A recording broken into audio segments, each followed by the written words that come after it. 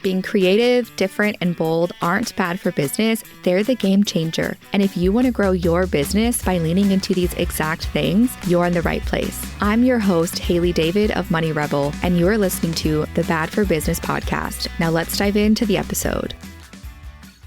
Hello and welcome back to another episode of the Bad for Business podcast, one of the final episodes of 2025. And this episode is short and sweet. Think of it as a mini audit that you can do to reflect on what is and isn't working for your business and what changes that you want to make going into 2026. My belief and what I help people with specifically at Money Rebel is that your business should do more than just make you money. It should check all of your boxes: money, joy, freedom, and purpose. This episode will help you audit your business to see if it is currently checking all of those boxes. And if it isn't, what areas need support to make sure that your business is checking those boxes. Because your business is here to do more than just make money and support your clients. It needs to actually support you and the life that you want to live too. So let's get into it. Feel free to pause and journal on each question or listen to this all the way through and then come back and reflect on the questions that stand out to you the most. You can journal in your notes app, on your phone, on paper, or just think in your head. There really is no right or wrong way to do this. And I actually spontaneously, after writing the outline for this episode, I realized, hey, it would actually probably be helpful to give them a little template to do this audit with that they can use as a roadmap after the audit to guide their business in 2026. If you're interested in that, you can pause this episode, go to the show notes, and access the free Google Doc that I've linked there, and that is for the 2026 roadmap template for your business. You can either journal directly in that doc, and then once you're done, go back and use the template to put the things in the categories to make sure that it's checking all of your boxes. Like I said, there is no right or wrong way to do this. I invite you to do it in a way that feels fun and simple. Let's get into it. Since I can't have this conversation with you one-on-one and get your feedback, I'm going to ask you a bunch of different questions because I don't know the intricacies of your business. If you were one of my clients, I would know the intricacies of your business better, and these questions would be more tailored to you specifically. These are just some general questions that I have asked my one-on-one clients in the past at the end of each year to help them reflect.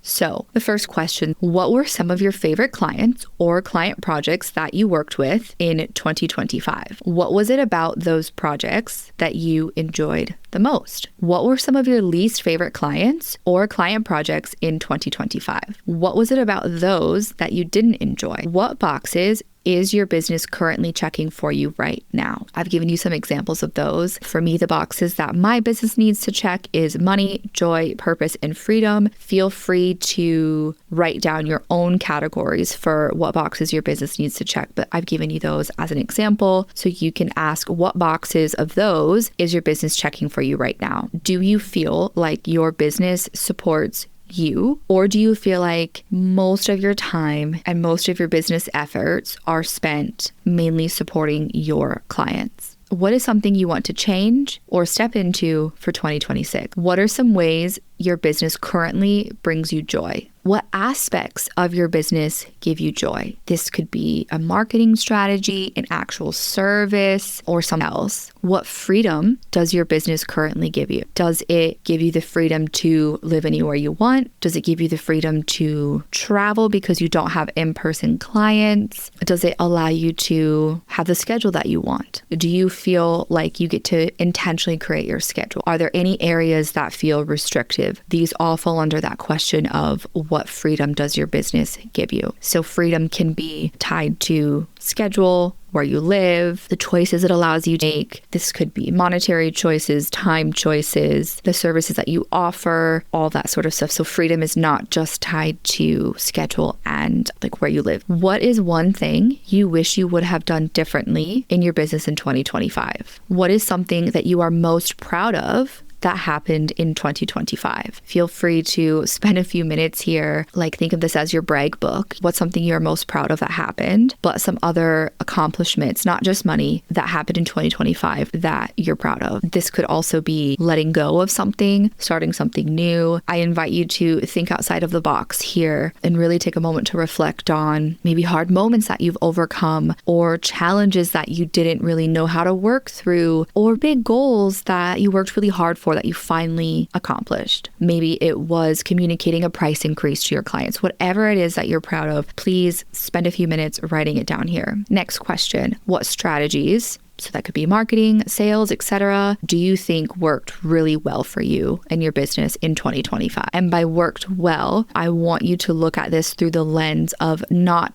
just conversion, not just, oh yeah, that marketing channel converted really well, that lead generation strategy has XYZ conversion rate. Like, that is important and that can be written down here. But I also want you to think, okay, did it work really well in terms of enjoyment? Did it work really well in terms of your schedule, your time, effort, your energy that you've poured into it? What strategies do you think worked really well? Looking at the big picture of things of, okay, I spent a lot of time this year prioritizing, let's use blogging as an example, and I really enjoyed it. Those are some things that we want to write down in this space. So it's not just about conversion, it's also about how you felt doing them, obviously the results of doing them, and why you think those strategies worked really well. And on the same note, which ones did not work very well, and why do you think those didn't work well? What areas do you think you could have more fun in 2026? This could be strategy, services, the way we structure our time, the way we do our work schedule, where we work, right? So for example, for me in 2026, I think an area that I could have more fun in is being a guest on other people's podcast episodes. That would bring me joy, and it would also check my purpose box, being able to speak on another person's podcast to share my knowledge, my experiences, my story to impact and help other people. For me, it's also structuring my schedule so that I have Mondays to spend with my toddler so I can go explore a castle if I want to on a random Monday. It's also having more fun by setting up a workspace that feels nurturing and fun to be in. So that's playing the Hobbit soundtrack while I work, lighting a candle, having cozy beverages, right? Think about all of this stuff. Maybe for you, it's have more fun by going and working in a coffee shop more often, or co-working with people, or maybe it's by finding a social media strategy that also feels more fun. That is something that I am personally adding to my list going into 2026 as well. So again, the question here, what areas do you think you could have more fun in your business in 2026? And overarching question here is, how can you have more fun overall in your life and business in 2026? Because it is about your life and business. They are interconnected. Your business affects your life affects your business, and it's really helpful to make sure that your business is supporting your life back, which is why you hear me talk about over and over again why it's so important to have a business that checks all of your boxes, because it does impact your life. And so finding ways that you can have more fun with both of them, have more purpose in your business, which will trickle into your life, right? Have more joy, money, freedom, all of that stuff. It's about both. So what,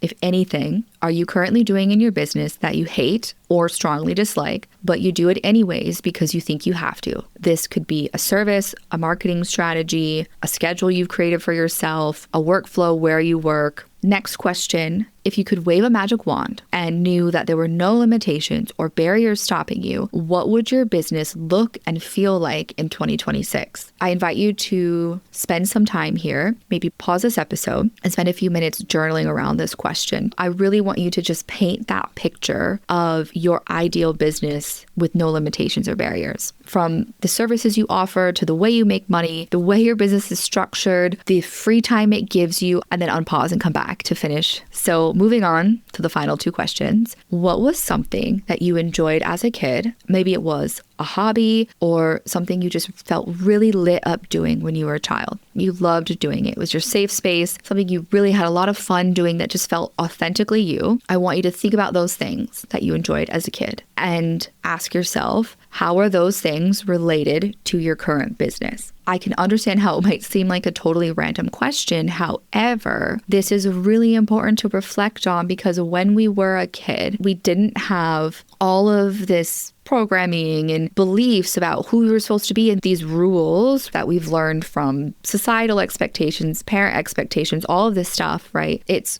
kind of who we were before we learned all of this stuff and had everybody else's rules sort of like dumped onto us. And then we're left to sort out, okay, who am I? What are my rules, right? And so that is why when you think of the stuff that you really love doing as a kid and how it's related to your current business, by doing that and seeing the connection, or the lack of connection, it shows you how your business is checking your purpose box and your joy. So for example, when I was a kid, I loved playing basketball. I wanted to be in the WNBA. I loved my stuffed animals. I was an avid reader. I loved being outside and I loved talking to people. I would always get in trouble for talking when I was a kid. And the connection there, how me being a 10-year-old is related to my current business, is because while no, stuffed animals are obviously a part of business consulting and coaching, using my imagination and creativity that I use to play with those stuffed animals that I got from reading all the fiction books I did is directly related to my current business because I use my creativity to help me solve client challenges or to come up with solutions and help them brainstorm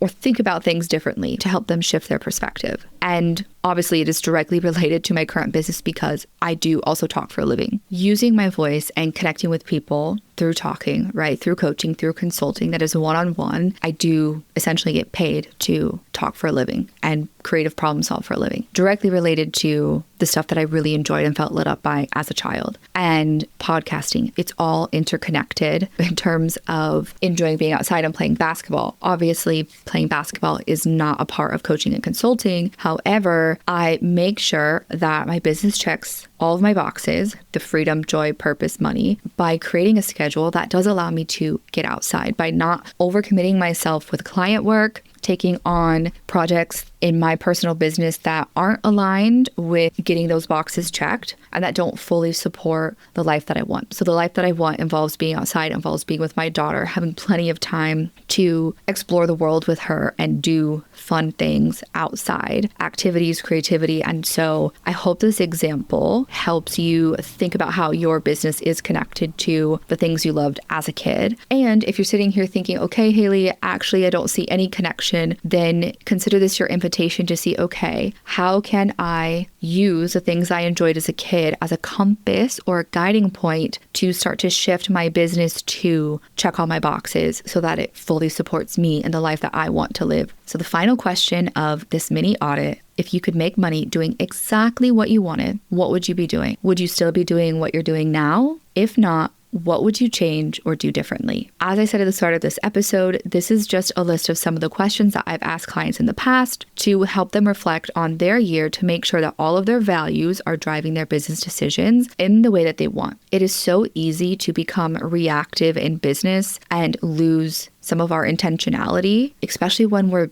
booked out or busy serving clients. And as service providers, I think this is especially true, that we fall into a pattern of becoming reactive to responding to clients, client work, things that happen with our clients, and it's easy to lose some of our intentionality. And so now that you've reflected on these questions, I invite you to spend some time writing on a piece of paper or in a Google document or using the 2026 roadmap template that I created for you for free to use these and spend some time writing down what you're taking into 2026, what you're leaving behind. This can be in life and business if you want as well. And write down each of your boxes, your categories. You can interchange the word boxes for values, right? I want you to write down each of your boxes or your values. For me, that's money, joy, freedom, and purpose. Those are pretty broad and will probably fit for a lot of people, but feel free to adjust those. Maybe for you, it's money, fun, freedom, and purpose, whatever it is. Create your own if the ones that I've identified don't feel aligned for you, and use those as your categories for your values. And make sure that under each of those categories, I want you to write down what services, strategies, whatever it is that align with each of those. And I want you to specifically write down in each category how you're going to make sure